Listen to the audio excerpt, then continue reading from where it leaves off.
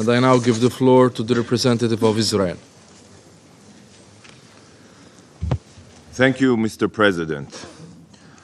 Distinguished ministers, colleagues, Secretary General, how many times has this Council met to discuss ways to advance the release of our hostages held in Gaza? How many times? Not even once. How many condemnations has this Council issued against Hamas or for their heinous October 7th massacre? Zero. Zero.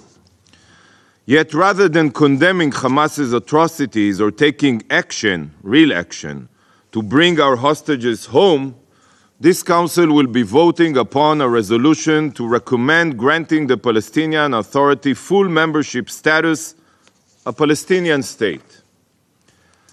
How detached from reality can this Council be to dedicate its time and resources to support a resolution so disconnected to the reality on the ground? To a resolution that will have zero positive impact for any party, that will cause only destruction for years to come and harm any chance for future dialogue.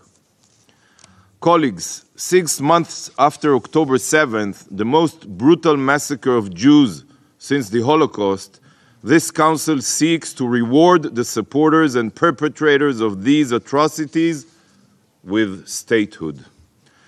The child-murdering Hamas rapists are watching this meeting and they are smiling.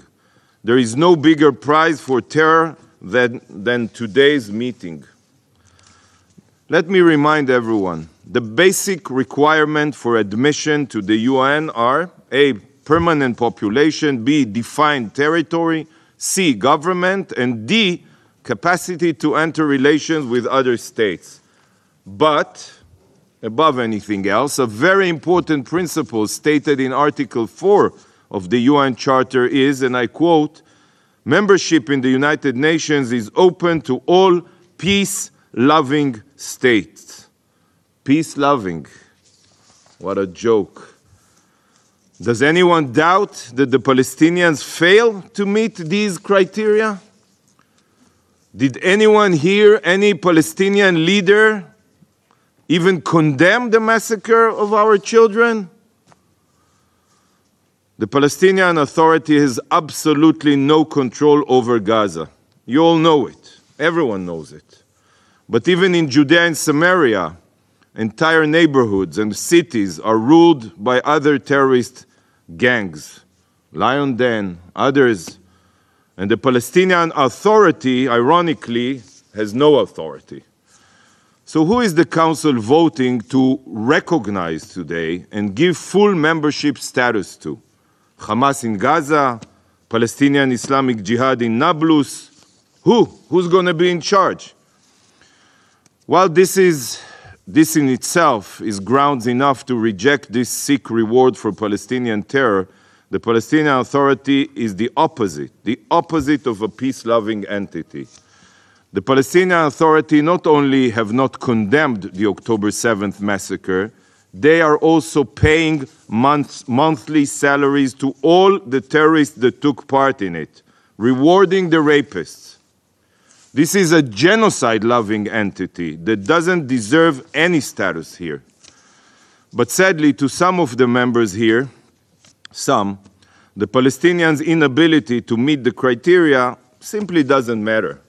It doesn't matter because to some of you, Palestinian statehood has nothing to do with the UN Charter or legal criteria. All it has to do with is politics and interests. The UN Charter is important to them only when it can be used against Israel. The report from the Council's Commission on the admission of new members even states it black on white. Let me quote from Clause 3 of the report, your report. And I quote, several members expressed the view that the admission of the State of Palestine to membership in the United Nations was a political matter rather than a technical or legal requirement. In other words, UN Charter be damned, international law be damned. I reiterate, international law and the UN Charter are only important when they can be weaponized against Israel. But if breaking the law means advancing the unilateral establishment of a Palestinian terror state, a Palestine Nazi state, then by all means. They're just empty words on paper, right? What this council has decided to focus on at the expense of all other calamities around the globe is to grant a prize to terrorists. Granting the perpetrators and supporters of October 7th full membership status in the UN is the vilest reward for the vilest crimes. If this resolution passes, God forbid, this council should no longer be known as the Security Council, but as the Terror Council. The only thing that a forced unilateral recognition of a Palestinian state will do is to make any future negotiations almost impossible. As long as the Palestinians feel that they can exploit this politicized body to their benefit, why would they bother at the negotiating table or support any compromise? Do you honestly think that this resolution will make a solution more likely or change anything on the ground? The Palestinians have rejected every peace plan ever made, and they continue to support terror and boycott negotiations. And now they know that their rejectionism pays off. They can say no, no, no to any American president, but still get here what they demand, because the UN is guided by politics, not morality or truth. All this council is accomplishing through this destructive approach is making a solution unattainable. The UN is no longer about multilateralism, sadly. It is now committed to multi-terrorism. At the Security Council, terror pays off. It's shameful. I have always called out the political rot within the UN, that sadly nothing here is based on truth and justice, but toxic politicization. And today, the mask has finally fallen. The Council has exposed itself. Please, do not give in to politics. Do not support this dangerous resolution. How can you support a resolution that is so destructive and immoral at the worst possible moment? Colleagues, the Council was not the only entity to expose its true face this week. On Saturday night, with the launch of over 300 UAVs, ballistic missiles, and cruise missiles at Israel, the Ayatollah regime's mask also fell. Iran exposed itself as the terror state that it is. But today marks another milestone in the Ayatollah regime's blood-soaked history. On April 18, 1983, a Chevrolet pickup truck packed with 2,000 pounds of explosives sped through the gates of the US Embassy in Beirut, crashed into the building and detonated. This blast killed 63 people. You're talking a lot about embassies and the importance of embassies. And Hezbollah claimed responsibility. And today, April 18, 2024, exactly 41 years later, this council, the Security Council, will be addressed by an arch-terrorist whose regime funds, arms, trains, and directs Hezbollah. The Ayatollah regime's foreign minister, Hussein Amir Abdollahian, is a member of the Iranian Revolutionary Guard Corps. This terror organization, the IRGC, is responsible for carnage, bloodshed, and destruction worldwide. From terror attacks in South America and assassination plots on European and American soil to arms trafficking in Africa and terror sponsorship across the Middle East, the IRGC is in the business of murder. The IRGC is a designated terrorist organization, not only in Israel, not only in the United States, in Bahrain and Saudi Arabia. Both I and my Arab and American colleagues agree that the man who will address this council later today is a terrorist. And his presence here on today of all days is further proof of how the UN has become a haven for dictatorships and terror regimes to whitewash their crimes. Colleagues, it is Iran that ensured Hamas was able to orchestrate the October 7th massacre. It is the Ayatollah regime in Tehran that has provided weaponry to Hezbollah to rain down missiles on Israeli towns and cities. It is the Ayatollah regime in Tehran that has equipped the Houthis with cruise missiles to fire at merchant vessels. And it is the Ayatollah regime that launched an unprecedented attack at Israel, a fellow UN member state, less than a week ago. Yet, instead of designating the IRGC as a terror organization and sanctioning Iran's evil regime, the Security Council opens its doors for Iran's foreign minister, for terrorists. Can you not see what is going on here? Terror Minister Abdollahian is not here to express sorrow for his regime's brazen attack and tell this council that the Islamic Republic has changed its ways. He is here to make a mockery of you. He is here to show you all, in your suits and with your diplomatic niceties, that his country can launch an attack on another member state on Saturday, and then he can come here on Thursday to lecture you all on human rights and international law. Minister Abdollahian's presence here today is making this institution a joke.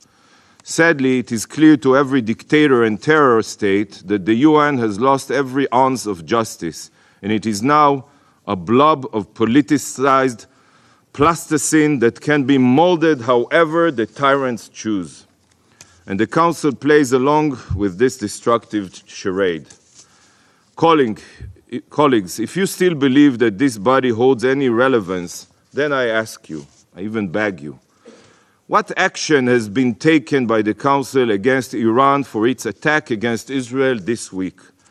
The foreign minister of a genocidal regime will speak here today as his country hurtles towards nuclear weapons.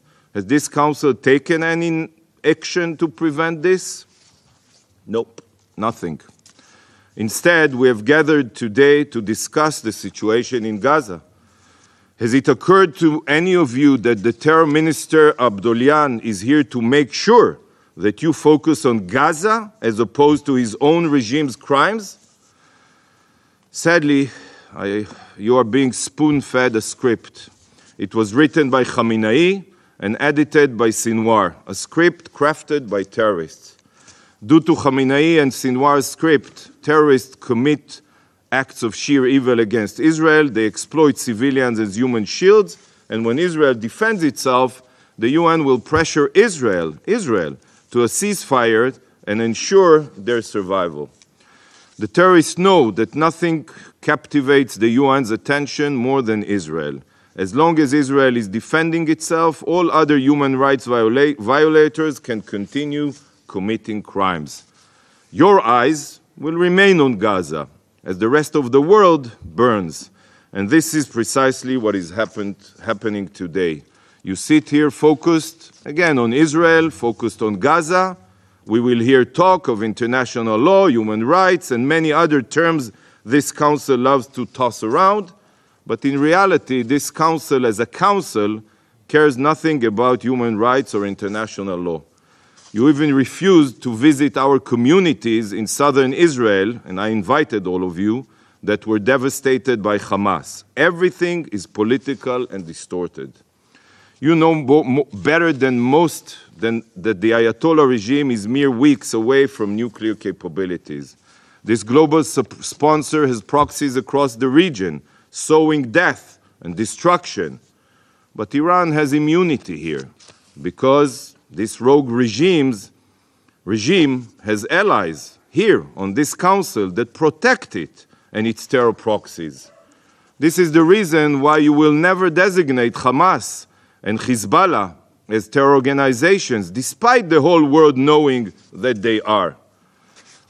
A war still rages in Ukraine, as the country that started it sits here on this council preaching about peace and the defense of civilians. This is a backwards world.